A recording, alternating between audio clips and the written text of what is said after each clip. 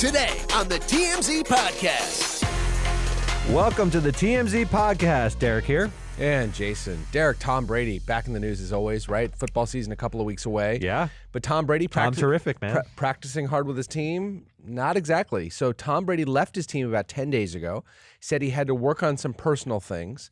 There's been all sorts of speculation what it's about. It is very odd. There's always an air of mystery when someone says personal reasons. What are those personal reasons? Tom is a huge celebrity, so people, minds start racing. He's a huge celebrity. Also, there's nobody more committed to his craft than Tom Brady is. And for him to take a leave of absence of 10, I think going on 11 days now. Missed two preseason games.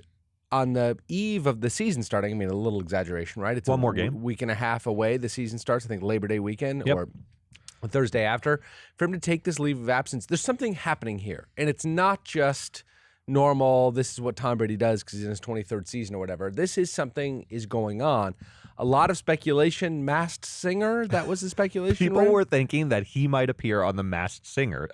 Obviously, that show is now taken a life of its own and has a lot of big celebrities on it. So it's possible that Tom Brady would don the mask, sing a few bars out there, get revealed behind whatever, sort of absurd costume he was in, and then go play a football season. That's possible because Tom Brady's at this point where he's transitioning away from football. Yes, he's playing this year, but this is probably it. He already retired and unretired once. Right. He is 44 or 43 years old. I think he's 51. He might be 52 years old. Yeah. So he can't do this forever. And I saw it as, possibly he is trying to sort of ease the transition into becoming a public personality in another way. And doing The Masked Singer is one entree point. We'll talk about, he's actually addressed this now specifically. But before we do, I always thought it was a little bit weird that he would have to leave football for 11 days to go and audition to practice for The Masked Singer, right? He could just do How that. much does it take? Don't you sing in the shower? Well, no. I mean, he could do it in his own time in whatever city they're practicing in with coaches, and money's obviously no expense. Sure. So why not? And then just show up for the day of rehearsal, and then one more day for the actual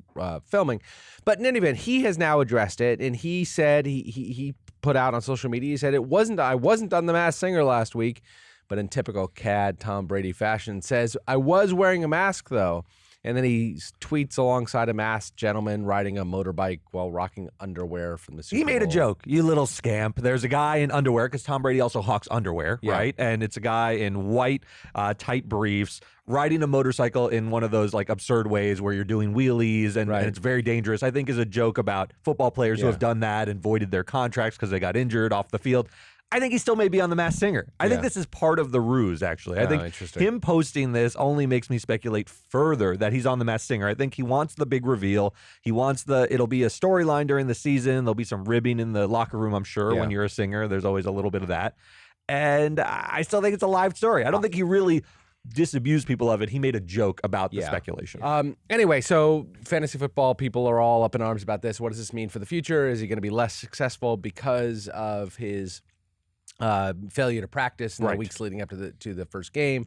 I think this is a weird storyline. Tom Brady is one of, the veterans of the league. He doesn't need 3 preseason games to tune up. Tom Brady needs to get out there. He learns the offense. He learns the playbook. It's weird he's away for 10 days. You think so? Does this affect his performance? So is now this a storyline if he muffs it a few games and doesn't play well? Yeah, well, it's certainly a storyline if he's not very good in the first couple games. But isn't that the storyline that he's very old? Yeah, and in the NFL, in the NFL, you can't lose a couple of games and just get back on it. It could doom your playoff chances. And obviously, there's other people that have to learn Tom Brady. Tom Brady doesn't know to learn the game, but the young rookie wide receiver needs to learn Tom Brady. So here's what's interesting. I'll give you a sort of a final point. Tom Brady does what Tom Brady wants to do. Yes. And in when he was on the Patriots, Bill Belichick was the sort of the patriarch of that team, and you couldn't behave like this. Ever since he's gone to Tampa, and he is indisputably the GOAT, right? Yes. I mean, he is who he is. He's like Michael Jordan at the end of his career with the Wizards. He does what he wants. He shows up to practice when he wants, not just thumb his nose at the system, but just because he's Tom Brady, and he's earned that right to sort of show up to one preseason game. And that's why he left New England, because he was tired of having the heavy hand of Bill Belichick's. So Tom Brady's a strange dude, but he has nothing on Gary Busey. Let me tell you about this, one of the strangest guys in Hollywood, Gary Busey. So everyone knows, he's a pretty polarizing figure already if you're into movies, right? I like Gary Busey. Give a little background. Lethal Weapon. Lethal Weapon. He's in Point Break. Yes. Very famously, Give Me Two. Yes. Utah, Give Me Two. Yeah. So he always plays a very sort of eccentric kind of nervy energy Yes. character. He'll be like a cop who's a little bit twitchy. So Gary Busey has earned this reputation. He's been sort of a TMZ staple for years because he's very colorful during interviews where he'll make these the acronyms off the five hands of the claws of the devil or whatever it was. Yeah, or he'll say a word and he'll immediately think of an acronym to plug into that word that gives you sort of a sense of what the word means. Very strange guy. Well, things got sort of serious. He was at a sort of Monster Mania, which is a horror convention for horror movies, a Comic-Con type thing. Yeah. And several women accused him of inappropriately touching them. These are meet and greets typically where you go up to a desk like this and you take a picture with Gary Busey and he puts his arm around you and you have it to keep and maybe he signs a headshot. Well, a couple women said that he grabbed their butt. One woman, though, which sounds like it's something that may happen from time to time or sort of be misinterpreted while you have your arm around someone. One woman said he tried to unlatch her bra, put his face near her breasts, asked where she got those, and then tried to unlatch her bra. So that's a more serious allegation. There are several of them. One father who sent his daughter to the convention ended up calling cops and saying, my daughter also says she was groped by Gary Busey. Yeah, I'm not sure what age she was, but this guy's daughter. Got it. Okay. And says that, so now you have a lot of smoke, and a lot of people filed these reports, and now there are criminal charges against him. I mean, this is a sort of inappropriate touching. One of them is a harassment charge. Busey. He's charged. Gary Busey does the most bizarre thing in response to being charged with crimes I've ever seen. There's a photograph of him in a park with his pants down. Yes. He's sort of sitting on a bench looking down and his pants are around his ankles. I'm not sure if this is sort of his gonzo response. There's also a video that we got of a photog at a gas station. Trying to ask him about these allegations. It's a very, very strange video. We'll play a part of it where he responds to the allegations. I mean, what happened at the event? The women said that you Nothing. You groped them. Didn't happen? Not true? None of that happened. So we only cut a small portion. This is actually a longer video that you can check out on our website. It's very strange. So he's at the gas station and the photog is asking him questions and he keeps saying, you're speaking too quickly, although the photog is not speaking particularly quickly. Yeah. It's a strange energy in the interaction. Then he asks him some follow-up questions about, what do you say to these allegations? He says, look, this was a 10-second interaction. I had other people, handlers with me, who can attest to the fact that nothing happened. Now, I've just expressed that in a much more maybe coherent way than Gary Busey did, but he is flatly denying these allegations. So look, he'll have his day in court. Now he's been charged for these offenses. It's a strange sort of turn of events because while Gary Busey has been seen as eccentric and strange his entire career, we've never heard these types of allegations about him. And this is quite serious. It is quite serious. So officially he's been formally accused of groping 3 women at this event in Cherry Hill, New Jersey that Derek was just talking about. Including the allegation that he tried to unlatch one woman's bra. I think that he might be in some real trouble here. He seems like a very unsympathetic defendant. You have 3 women who have come forward. I mean, ever since Deshaun Watson was not charged, I'm not sure I know what's up and what's down anymore. Yes. But it seems that Gary Busey may have some real problems that he has to deal with. And I want to take a step back. We're in America, our criminal justice system, we're supposed to punish bad acts and not bad people. Yep. But obviously that's difficult in practice. And when people think about Gary Busey, they think of, for lack of a better word, a weirdo. And so people are, I think, inclined to believe strange things about people who have a sort of a strange persona. But I think that's a mistake. That's why we have a criminal justice system. You go in, it's whether he committed these acts, not whether Gary Busey makes up strange acronyms. But that's hard in practice is what I'm saying, is people will form conclusions about this. And I think this kind of story, regardless of the outcome of the criminal case, will sort of follow him around as part of the lore about Gary Busey. What do you think about that? Yeah, no, I think that he is forever going to be not just now the eccentric guy who was in some all-time sort of iconic movies, whether they're great or not, they were iconic. And now he's going to be the guy who not only was in those movies, but also had all these allegations levied against him. A lot will depend on the result of any criminal or civil proceedings that may or may not be filed against him. Obviously, if he's exonerated, then it's better off for him. And if he ultimately has to plead even down to a lesser charge, it's bad news for Gary. And it Busey. works in reverse, too. I mean, if you have a great reputation, these allegations are harder to stick as well. So I just think it's sort of an interesting commentary that happened to Gary Busey. I think this will be something we think about for a long time with him. Yeah. Anyway. All right, switching gears over to the Finnish Prime Minister, Sanna Marin's drug test. So if we recall, a couple of weeks ago, Sanna Marin, the Prime Minister of Finland, was accused of partying and being completely intoxicated when she should have been on the job. I mean, it was nighttime, it was after hours, but a prime minister, as we discussed, Eric, a prime minister, a president, a head of state of any kind is always on the job. And particularly when you share a long border with Russia. They have one of the longest borders of Russia in the world, and they live, especially over the last couple of years, in a perpetual state of fear of the Russian menace. They felt themselves not really any different than Ukraine and this huge border with Russia.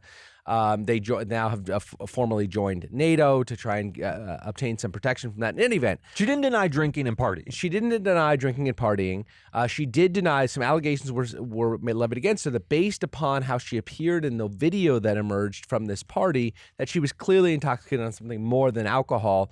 She said in response that she had never done drugs, voluntarily took a drug test, and that drug test came back, and she's clear. Yeah, I'm not sure exactly how long the particular drugs she was accused of taking stay in your system or the timing of the testing, but I think this was a good move by her. The fact that she jumped at the opportunity to immediately take a drug test, regardless of sort of the scientific efficacy of the drug test. It's a great look. It's a great look for her, right? It's sort of the kind of thing, if you're accused of lying, hop up and down and say, I'll take a lie detector test any time. And that gives you a lot of credibility within the, without question, the view of the public. And I don't want to minimize. It does say something. It does say you're not a habitual drug user who always has sort of drugs in their system or anything like that. It does disabuse people of that. What do you think this does to her political future? I mean, she's young, vivacious. She could have a very, very long political career. I think it works But does this derail it? I think it works out really well for her now. Yeah. Given that this is sort of over now, right? She was fully admitted she was out. And the video, just to revisit it for a second, I think there were a couple things at play here. Number one, she was clearly intoxicated, and something she hasn't denied. Number two, she's a married woman. She had a ring on her finger, and she was sitting in sort of being very flirtatious, sitting on a man's lap and being very flirtatious with the man. And we've talked about this in sort of the way that we would perceive a man doing a similar thing to a woman doing something similar. If the man in whose lap she was sitting was the prime minister, my guess is that it would be more of a boys being boys kind of thing than getting criticism. What do you think? I think that's right. There's a tinge of misogyny involved with sort of taking a woman to task for having fun with her girlfriends on a night. I also, your wife is Finnish. So what is the cultural dimension of all of this? Because we in America have very puritanical values, even if we don't hold them up all the time. If you're sort of a married woman out on the town, that could run up against sort of our value system here. What's it like in Finland? Is it a little more laissez-faire about those things? Yeah, a little more laissez-faire. Well, two things at play, and they go to opposite. You can read them in totally opposite ways. So it's more laissez-faire in that sex in Europe is not as frowned upon as it is here. They're far less puritanical than we are here throughout Europe and truly in Finland. The Finns also party over there, man. But the Finns are also a very reserved people. Yep. Like certainly the alcoholism in Finland is a huge problem. There's a lot of alcohol consumed, but they're a very reserved people. They don't party the way that Americans do. And so I think this kind of, I'm making this term up, but American style partying strikes the Finns, had the risk of painting her with a brush that maybe is not fair, that we wouldn't paint her with here. Because they are such a reserved people. You just don't see this kind of hardcore partying. At least I haven't. Sure. Granted, I've always been with my wife, but nevertheless, I think you don't get invited to the cool parties. I think with that's the prime right. minister. I think that's true. That's probably true. Yeah. One other interesting part of this to me before we move on is Sanna Marin. You typically in America don't know the name of the Finnish prime minister, but it sort of put her on the global stage. Yes. Maybe not in the best light possible, but I think all press is good press in some sense. Now the Finnish prime minister is a name on the tip of people's tongues, and I think maybe, just maybe, long term, since she didn't have any drugs in her system, this sort of raises them in the sort of mindset of the global community. I don't think there's anything that our listeners would like to hear about less than Finnish politics, but I can tell you that the Finns have always been sort of, pre-World War II, they were sort of a backwater territory out in eastern Scandinavia that nobody really knew about. This is a coming out party for them. They've now joined NATO, which was a huge thing, something they've wanted for a long time, and they finally got it because of the Russian menace.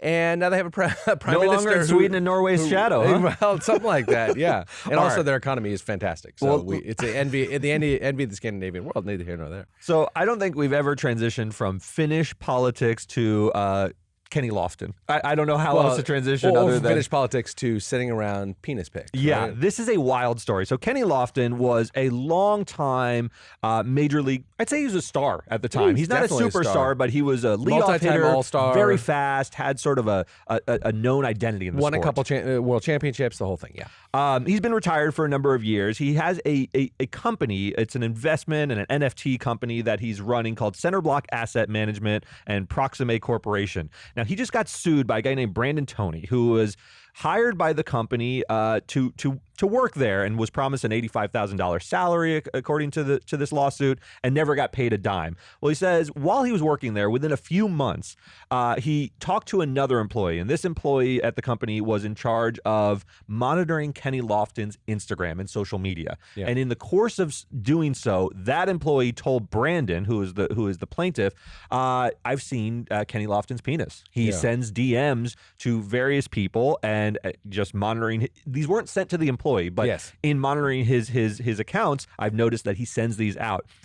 Brandon says he immediately notified the general counsel or the sort of powers that be at the company. Because he was sending reporting. And he had just the reason that the company cares at all is because there was somebody put in charge of monitoring this account and who was exposed to those pictures. Who was exposed to those pictures. So Kenny Lofton was doing it with some sort of imprimatur of the company itself. It wasn't just his personal DM, or at least I don't know the answer to that. It could have been like you're monitoring Kenny's accounts and he doesn't have separate ones because his following is his main account and he wanted to promote his company on his main account, so you maybe give access to So your either main way, account. he was in some way making this sort of the official company account or speaking on behalf of the company, or at least speaking in a way that would reflect upon the company. Potentially. And so Brandon obviously found this really troubling. This was happening. Yeah, and reported it to the company's HR and their general counsel, and he says within 2 hours, he was fired. Right. Now, this is the big deal of the lawsuit. This is why he's suing. If someone reports up the food chain that they think something is going wrong,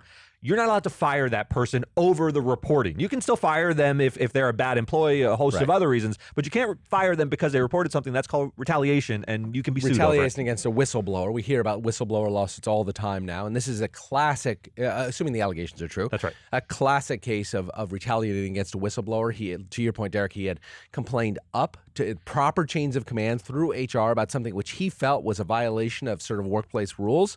And 2 hours later, once again to your point, he's fired. It's hard to say that it wasn't in direct retaliation for the whistleblowing. Yeah, I mean, look, the company is going to obviously have their day in court. They're going to say a very different story. They're going to say something along the lines of he wasn't performing. They're going to have an excuse as to why he was fired that isn't related to the reporting. But the fact scenario, as if it plays out, is tough for them because when you do it within hours of a reporting, that just looks bad. The only thing that would save Lofton and the company at this point are a series of emails that they had internally where they were contemplating firing him anyways, and they were going to pull the trigger on this date. Otherwise, I just think that this is a terrible, terrible lawsuit. It's a really bad look, if nothing else. He also says he just wasn't paid, which is a violation of wage and hour laws. So this is not a good look for Kenny Lofton in several ways because he's the type of guy, like, I don't know that he had a sterling reputation, but it was never the type of bad boy persona. No, never heard Kenny anything about Lofton, him. You never heard these sort of stories. And he's running an asset management firm. He was a guy with some sort of like integrity and bearing to like. Kenny Lofton's always been a very sharp guy. I think he knew what he was doing. This is such a strange miss. story. Last story, Derek, House of the Dragon, the HBO series, the prequel to the Game of Thrones. It was launched on Saturday night. Jason loves nerd stuff. Let me just preface this. Jason loves dragons. I like business. I like ratings.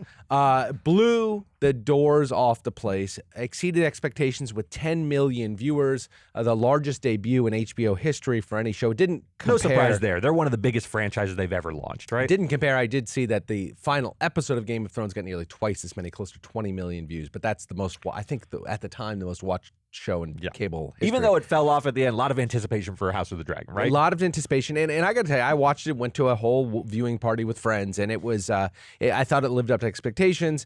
The viewership was off the charts, really happy.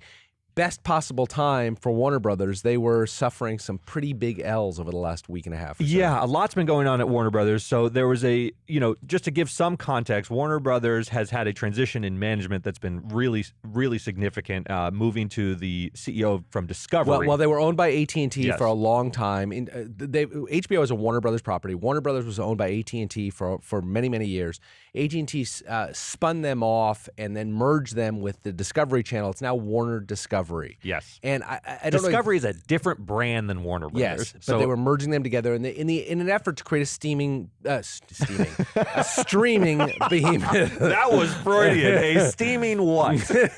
A streaming behemoth to compete with the Disneys and everything else, with all that content that both Warner has and Discovery has, going to pull them together. But a big part of that is HBO and the new programming that HBO was coming up with. One of their first efforts was Warner's was to create the new Batgirl show, movie, a gigantic part of the effort. DC universe. They spent $90 million in development, and then you'll they never shelved see it. it. You will never see it unless it one day pops up on YouTube somewhere, because they thought that, apparently the rumors are, they felt that it was such a poor product, and they didn't know that if they spent the next tens of millions to actually get it going and advertise it, they would ever even make that money back. It was supposed to be a straight to streaming. It was supposed to really launch forward the Warner Discovery streaming network. An unbelievable development. The thought was the write-off value as a tax loss, consequence is better than what they could have earned in terms of new subscribers to HBO Max, which is jaw-dropping. You don't see this very often, particularly for a $90 million investment. Maybe for a small project they'll shelve it, but that I think is it's the unprecedented. largest shelved investment that we've ever seen, and this is right on the heels of one of their other cornerstone projects, The Flash. The star of The Flash was Ezra Miller, and they had filmed quite a bit of The Flash movie. Ezra Miller is now accused of doing some awful things with an underage girl. We won't get into it. You can read about it anywhere you want.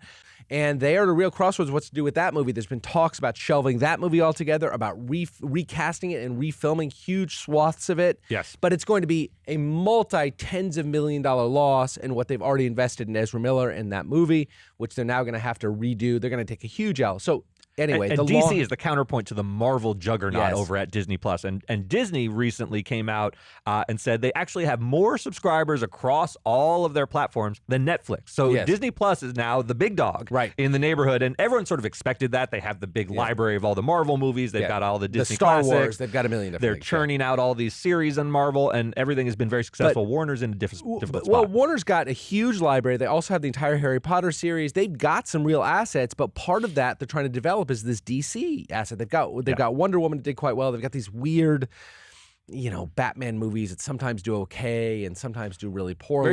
Very inconsistent. And they've always been very dark. Everything's very dark in the Warner universe. In the Warner universe. Anyway, a big question is the guy at the helm doesn't maybe believe as much in the DC project as he believes in. He came from Discovery, where you churn out a lot of cost-efficient shows that get decent ratings. Discovery has a big reputation. So is he going to invest in making DC better? It doesn't look like it. But in any so event, far. just to close this loop, the House of the Dragon did exceptionally well. I really think that they are celebrating at the Warner level at HBO, certainly, because they now have something that they think they can build on. And I say it was really, really good. I know you love dragon shows, Derek. Yeah, look, I think they made the right move. I can't stand dragons and fantasy. It's just not my cup of tea. Have you ever tried to watch it?